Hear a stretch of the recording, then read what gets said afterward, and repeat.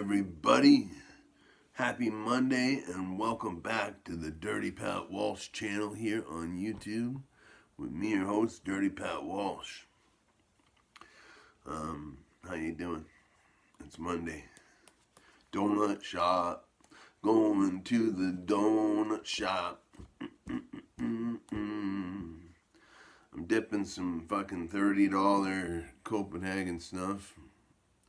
$30 for one can. It's fucking unreal. Luckily my change jar was deep. Holy fuck. And I'm down to half a can of it. I don't know. I know I got some dip coming in the mail. But we'll get to that later. That might not be for a while.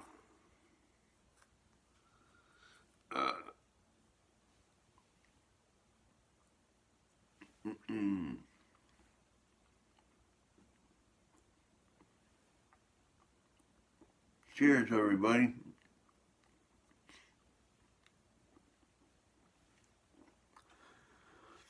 I like to kind of toast everybody with my little pinch of snuff, but this stuff is so fine, I can't really be dicking with it. But this one's good. So cheers, everybody.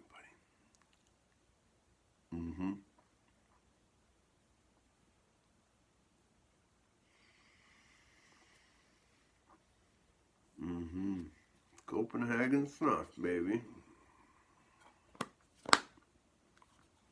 I'm glad they didn't take that from us. So yeah, donut shop.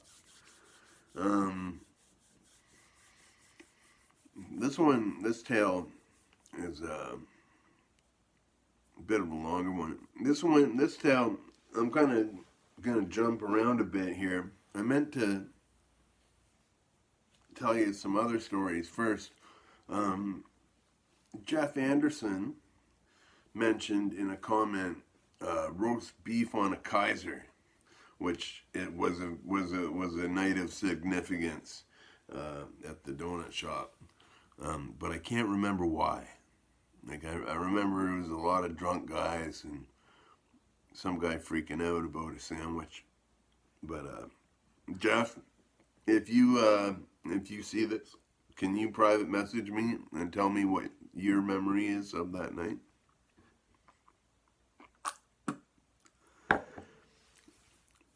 Working at the donut shop was great for my friends who I lived with. I lived like right down the street at this punk rock house called Wacky Land, and I'd go to work, and all my roommates would kind of shamble in about an hour after I got to work, like around midnight, and I'd make them sandwiches. Like my roommate Steve was a vegan, so I'd make him like a tomato and lettuce and mustard sandwich. He always wanted that. On a croissant or something. I don't know.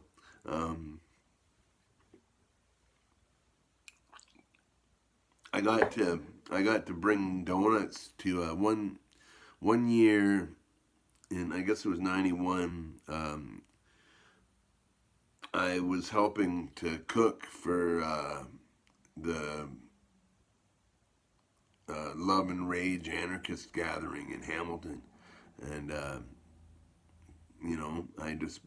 managed to be able to bring about 30 dozen donuts to the affair, so they were all in a big bag. But hey, people could get their donut on,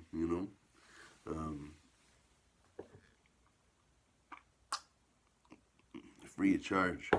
And so speaking about anarchism and politics and all that stuff, I don't talk a lot about politics on this channel, mainly because I have pretty, a lot of people wouldn't agree with my political stance.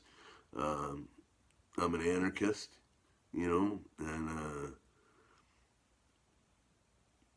I just don't talk about politics a lot, you know. But this is about as close I'm going to get to speaking about politics, I guess. Um, the Toronto Star. Now, this is right near the end of my time there.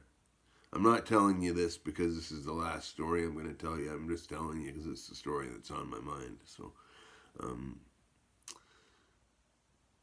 the Toronto Star, which is the big Toronto newspaper, um, or one of them, went on strike, and a big part of my clientele were the carriers, like the adult carriers, like the people who pick up like massive amounts of papers and drive them around, and that was their job, just or adult paper carriers, you know. Great people, like fucking wicked people they were, and wicked meaning good. Anyhow, so when they went on strike, our donut shop actually became a strike zone, um, where there was picketing and stuff like that, right? And so the strike organizer was this little guy named Phil, and he came in and he just told me what was going on. Gave me the rundown, and I was like, all right. And my thought was, what can I help you with? Because I was all for helping them out on their strike. And hi Latte. Um, and he was quite surprised by that. And so he was like, maybe you can water down, because these scabs were coming in to take the carriers' jobs, while they were on strike. Like the Toronto Star was trying to send in scab workers. What a scab is someone who, if you have a job and your union goes on strike, the job still needs to be done. So the company tries to hire workers at a cheap wage to come in and do your job for you. Therefore, kind of making it very difficult to strike.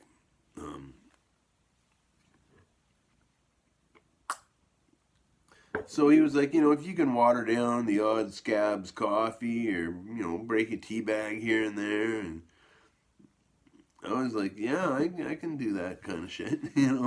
Anything else, and he handed me like a pile of stickers, and he's like, maybe you can put these up on the Toronto Star boxes. And so I did that for him. I did some other minor things concerning the Toronto Star boxes that I'm not going to say, but and wasn't asked of me by these people to do. I just did it because it was fun. I was young, rebellious. This was exciting to me, after so much nothing at the donut shop. Anyhow, so I used to do all this crazy shit for Phil and the Toronto Star guys. They began to, like, one of the things Phil used to do. That's what I'm going to call him. That's not his real name, by the way.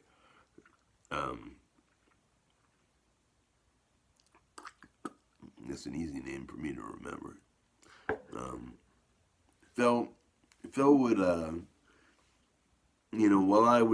while all the scabs were in the donut shop, and I was like delaying them and giving them the wrong change, and just making it a hassle for them to be in the donut shop. I was being a really bad employee.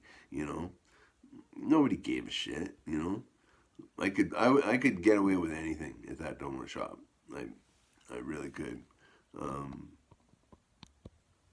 And I'll prove that in a later story.